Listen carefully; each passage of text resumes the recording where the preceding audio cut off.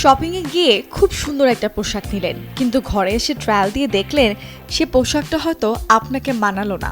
আবার অনেকের ক্ষেত্রে দেখা যায় ন্যারো জিন্স ভালো লাগছে, কারো ক্ষেত্রে আবার ঢিলে ঢালা। এটি হয় মূলত বডি শেপের ভিন্নতার জন্য। চাইলেই খুব সহজে বাসায় কাঁধ, বুক আর হিপের মাপ নিয়ে বের করা সম্ভব আপনার বডি শেপ কোনটা। এর মাধ্যমে পোশাক নির্বাচন, ফিটিং এবং ব্যক্তিগত স্টাইলিং হয়ে ওঠে আরও সহজ। যদি কারো কাঁধ বা বুক এবং হিপের মাপ প্রায় সমান হয়, তবে কোমর সেই তুলনায় অন্তত 25% ছোট হলে তাকে আওয়ারগ্লাস আকৃতি হিসেবে ধরা হয়। এই গঠনে কাঁধ ও হিপ প্রায় সমান এবং কোমর সরু হয়, তাই কোমরকে হাইলাইট করে এমন পোশাক সবচেয়ে ভালো মানায়। যদি হিপের মাপ কাঁধ বা বুকের তুলনায় কমপক্ষে 5% বেশি হয়, তবে সেই গঠন পেয়ার শেপ। এই গঠনে হিপ তুলনামূলক বড় হয়, তাই এড়িয়ে চলুন খুব টাইট স্কার্ট বা জিন্স।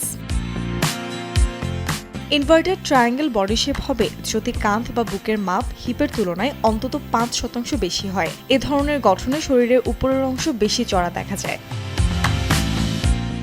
যাদের কাঁধ, বুক, কোমর এবং হিপের মাপ প্রায় কাছাকাছি থাকে এবং একটির সাথে অন্যটির পার্থক্য 5%-এর বেশি নয়, তাদের শরীরকে রেক্ট্যাঙ্গেল বা আয়তাকার ধরা হয়।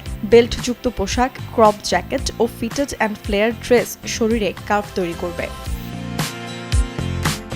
যদি কোমর বা পেটের অংশ কাঁধ ও হিপের তুলনায় বেশি চওড়া হয়, তবে সেটিকে বলা হয় অ্যাপল বডি শেপ। এ ধরনের গঠনে শরীরের মধ্যভাগে ওজন বেশি জমতে দেখা যায়।